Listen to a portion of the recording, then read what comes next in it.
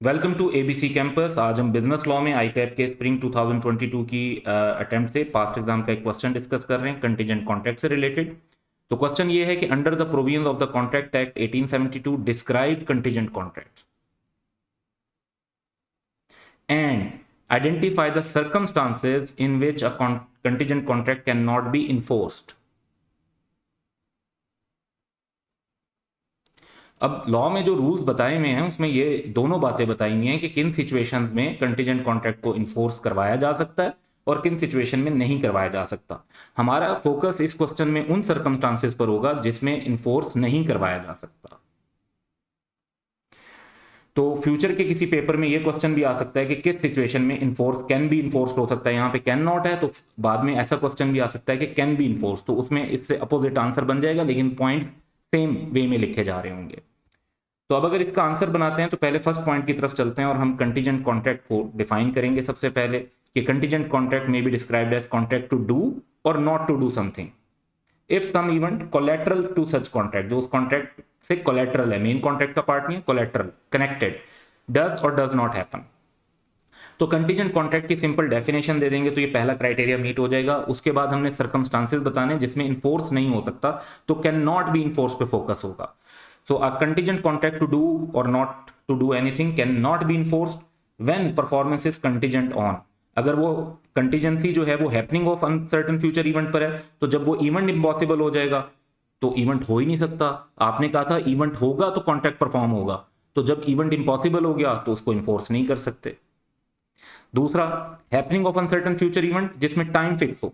अब लेट से कि वो टाइम ही एक्सपायर हो गया विदाउट इवेंट, तो आपने तो कहा था कि अगर टाइम के अंदर अंदर इवेंट हो गया तो तब इन्फोर्स होगा, तो अगर टाइम ही एक्सपायर हो जाता है तो तब भी इन्फोर्स नहीं करवा सकते, या टाइम के एक्सपायर होने से पहले ही इंपॉसिबल हो जाता है तब भी इन्फोर्स नहीं करवा सकते, तो in that situation can not be enforced.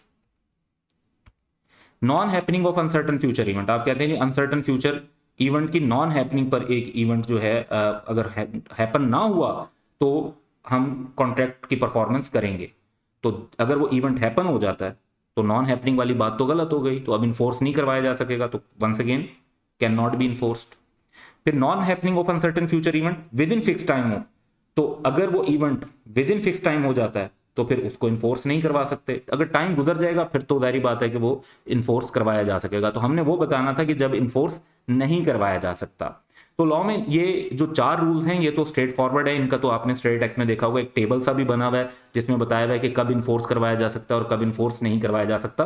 उसी टेबल में से हमने जिन सिचुएशन में जो एक कॉलम सेकंड कॉलम है जिसमें इन्फोर्स नहीं करवाया जा सकता उसको उठाकर यहाँ पर मेंशन कर दिया है। अगर कैन बी इन्फोर्स होता तो जो सेकंड कॉलम है जो हमने यहाँ पर इग्नोर कर दिया वो लिखते।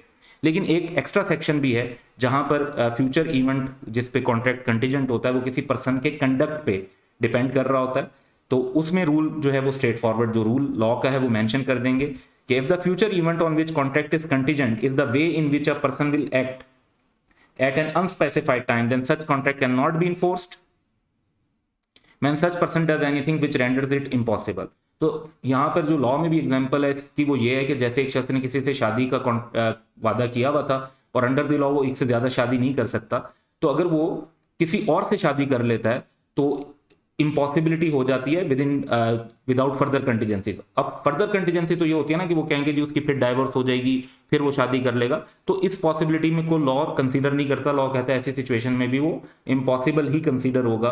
तो अगर एक जगह शादी कर लिया है तो दूसरी शादी अगर लॉ के मुताबिक उसको अलाउड नहीं है तो वो फिर नहीं कर सकता, तो वो कैन नॉट बी इन्फोर्स्ड है क्योंकि वो कॉन्ट्रैक्ट अब इम्पॉसिबल हो गया।